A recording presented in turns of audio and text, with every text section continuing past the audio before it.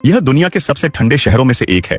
ताजा भीगे हुए इंस्टेंट नूडल्स खाने का मौका मिलने से पहले ही जमकर सख्त हो जाते हैं।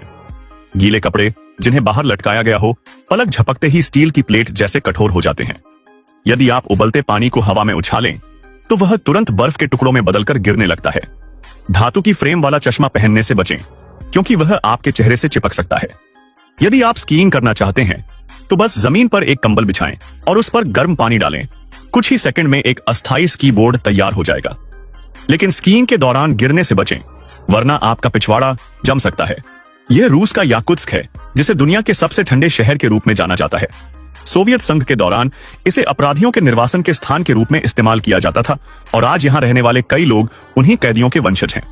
भले ही यह इलाका बेहद कठिन परिस्थितियों वाला हो, लेकिन लोग यहां जड़ें जमा चुके हैं, जीवन जी रहे हैं और आगे बढ़ रहे हैं।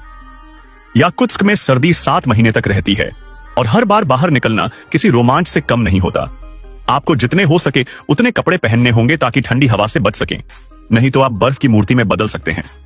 दस्ताने पहनना भी जरूरी है, वरना कुछ ही मिनटों में आपके हाथ सुन्न हो जाएंगे। अगर आप पहली बार यहां आते हैं तो ठंडी और शुष्क हवा की वजह से लगातार खांसी आ सकती है। बाहर टॉयलेट का इस्तेमाल करने में जल्दी करनी होगी, क्योंकि गंदगी तुरंत जम जाएगी और बाद में उसे तोड़ने के लिए छड़ी से मारना भी बेकार हो सकता है। और हाँ, बिजली के खंभे को कभी भी जीभ से चाटने की गलती न करें। अगर आपकी जीभ चिपक गई तो उसे 5 मिनट में न हटाया गया तो अंजाम बेहद दर्दनाक हो सकता है।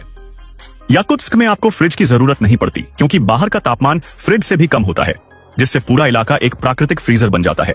लोग अपने मांस और खाने पीने की चीजों को बस खिड़की के बाहर टांग देते हैं। यहाँ कारों के लिए भी मुश्किलें हैं। ज्यादातर लोग अपने वाहनों को लगातार चालू रखते हैं, क्योंकि एक बार बंद हो जाने पर वे दोबारा स्टार्ट नहीं हो पाते। इसलिए ज्यादातर लोग गर्म बसों का उपयोग करते हैं और बहुत कम लोग अपनी कारें चलाते हैं। याकुत्स्क में घर सीधे जमीन पर नहीं बनाए जाते, बल्कि 1 मीटर ऊंचे खंभों पर टिकी संरचनाओं पर बनाए जाते हैं। इसका कारण यह है कि यह शहर स्थायी रूप से जमी हुई बर्फीली मिट्टी परमाफ्रॉस्ट पर बसा है। अगर जमीन पिघल गई तो इमारतें धंस सकती हैं, इसलिए सुरक्षित और स्थिर रहने के लिए यह अनूठा डिजाइन अपनाया गया है।